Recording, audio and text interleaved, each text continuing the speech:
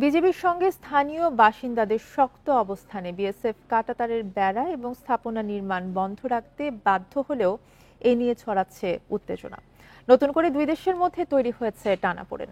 এ নিয়ে আরো জানাতে পশ্চিমবঙ্গ থেকে আমাদের সাথে যোগ দিচ্ছেন সহকর্মী দেবপ্রসাদ অধিকারী। দেবপ্রসাদ, আপনার কাছে জানতে চাইবো, নুরুল ইসলামের সাথে ভারতীয় কর্মকর্তাদের কি আলোচনা হয়েছে সে বিষয়ে বিস্তারিত কিছু জানা গেছে কিনা? দেখুন, বাংলাদেশ এবং ভারত সীমান্তে যে কাঁটাতারের বেড়া দেওয়া নিয়ে একটা উত্তেজনা এই মুহূর্তে চলছে। তার মধ্যে বাংলাদেশে ভারতীয় হাই কমিশনার যিনি প্রণয় বর্মাকে গতকাল ডেকেছিলেন বাংলাদেশ সরকার। এবং তারপরে আজকের অর্থাৎ আজকের সোমবার দিন দুপুরের দিকে Bangladesh high commissioner, deputy high commissioner যেটি রয়েছেন নুরুল ইসলাম, তাকে আহ, পররাষ্ট্র মন্ত্রক, ভারতের পররাষ্ট্র মন্ত্রক ডেকে পাঠিয়েছে। আমরা যেটা সূত্র মারফত জানতে পারছি, সংবাদ সূত্র এবং অন্যান্য সূত্র মারফত, সেটা হচ্ছে যে বাংলাদেশে এবং ভারতের মধ্যে কাঁটাতার বেড়া দেওয়া নিয়ে যে উত্তেজনা এই মুহূর্তে তৈরি হয়েছে এবং একটা অস্থির পরিবেশ তৈরি হয়েছে, সে নিয়েই পররাষ্ট্র মন্ত্রক, ভারতীয় পররাষ্ট্র মন্ত্রক এবং বাংলাদেশের ডেপুটি হাই কমিশনার নুরুল ইসলামকে ডেকে পাঠিয়েছিলেন।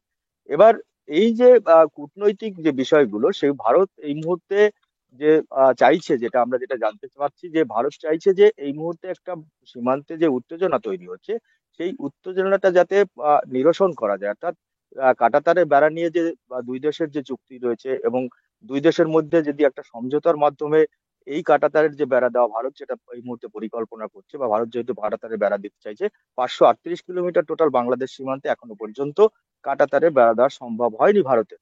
সেক্ষেত্রে সেই বেড়া দেওয়ার ক্ষেত্রে যদি কোনো আইনি জটিলতা থাকে এবং সেই আইনি জটিলতা যাতে নিরসন করে এই কাঁটাতারের যে বেড়া দেওয়া যায়, সেই বেড়া দেওয়ার পরিকল্পনা কি করতে হবে, সেক্ষেত্রে ভারত সরকার এবং বাংলাদেশ সরকার, দুই সরকারের একটা সমঝোতা যাতে হয়, তার জন্যই আমরা যেটা জানতে পারছি যে তার জন্য এই বৈঠক ছিল। এবং যাতে যেহেতু এই মুহূর্তে বাংলাদেশ এবং ভারত, বাংলাদেশে যেহেতু একটা পরিস্থিতি বা আওয়ামী লীগ সরকার পতনের পর একটা অস্থির পরিস্থিতি তৈরি হয়েছিল, সেই অস্থির পরিস্থিতি যাতে বাংলাদেশে প্রভাব না পড়ে, এবং তার জন্যই তারা চেষ্টা করছে যে কাঁটাতারের সীমান্তে বেড়া দিয়ে যাতে কোনো রকম কোনো অপ্রীতিকর ঘটনা ভারতের মধ্যে এসে না পড়ে।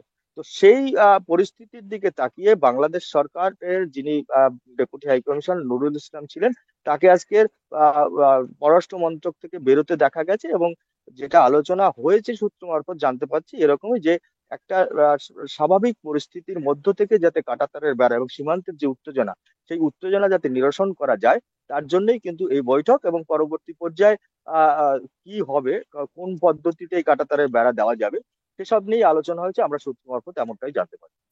ধন্যবাদ আপনাকে। সহকর্মী দেবপ্রসাদ অধিকারী জানাচ্ছিলেন পশ্চিমবঙ্গ থেকে।